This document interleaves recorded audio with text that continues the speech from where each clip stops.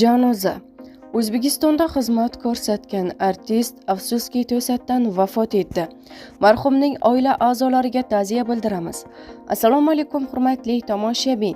Tezkor yangiliklardan birinchilardan bo'lib xabardor bo'lishni istasangiz, videomiz ostida bir dona like va podpisatsiya tugmachasini bosib qo'yishni unutmang.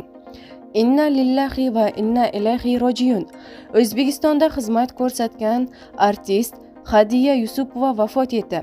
Maqom san'atining yirik namoyandalaridan biri, professor, O'zbekistonda xizmat ko'rsatgan artist, taniqli xonanda va mumtoz maqom ijrochisi Hadiya Yusupova 88 yoshda vafot etdi. Bu haqida O'zbekiston Milliy maqom san'at markazi xabar berdi. 1938 yil sentyabr oyida Namangan shahrida tavallud topgan Hadiya Yusupova butun umrini milliy musiqa va maqom san'atini rivojlantirishga bag'ishlagan. U yoshligidan san'atga mehr qo'yib, 3 yoshdan qo'shiq kuylashni boshlagan.